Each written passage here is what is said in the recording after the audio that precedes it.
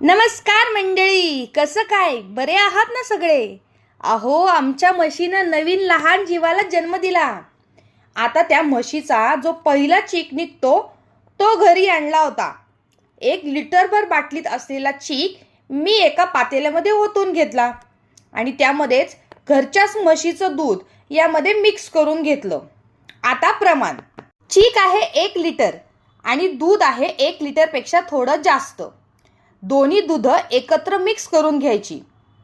आता यामध्ये 1 मोठी वाटी गूळ किसून घ्यायचा, 1 छोटी वाटी इलायची पावडर, 3 छोटी वाटी किसलेलं खोबरं आणि किसून टाकण्यासाठी सुंठाचा वाटीभर घेतलेला गूळ मिक्सरमध्ये घालून फिरवून घ्यायचा.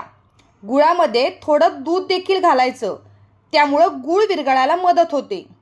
मिक्सरमध्ये फिरवताना इलायची पावडर देखील मी यामध्ये घातली आहे. मिक्सरमध्ये एकजीव होईपर्यंत मिक्सर फिरवायचा आहे.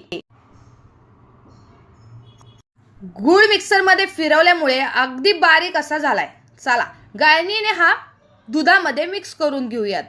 त्यामध्ये राहिलेले गुळाचे खडे बाजूला काढायचे. डबे असे घ्यायचे की ते फ्रीजमध्ये परफेक्ट बसतील. एकजीव झालेलं सगळं दूध आता दोन्ही डब्यांमध्ये समान प्रमाणात ओतायचं. 1 डबा तयार आहे.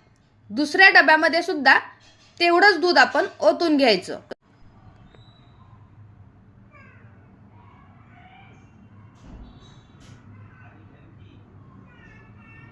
दोन्ही डब्यांमध्ये खरवसाचं दूध ओतून झालंय.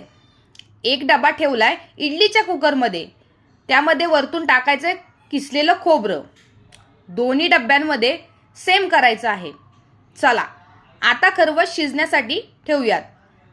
अर्धा तासभर आपल्याला खरवस शिजवायचा आहे. खरवस मस्तपैकी शिजलाय, फुलून वर आलाय.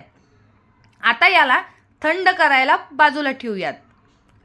एकदम परफेक्ट शिजलेला खरवस थंड झाल्यानंतर सेट झाला तर याच्या स्लायसेस पाडून घ्यायच्या.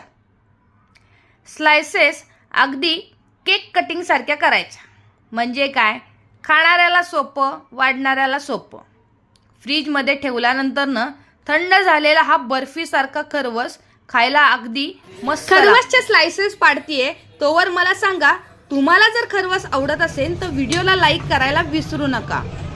तुमच्या घरी जर चीक आणला असेल किंवा पावणुकीला मिळाला असेल तर माझा हा व्हिडिओ बघून तुम्ही लगेचच खरवस शिजवायला घ्या. माझी डिश डेकोरेट करून झाली आहे. डिश कशी वाटली कमेंटमध्ये सांगायला विसरू नका. चॅनलवर नवीन असाल तर सबस्क्राईब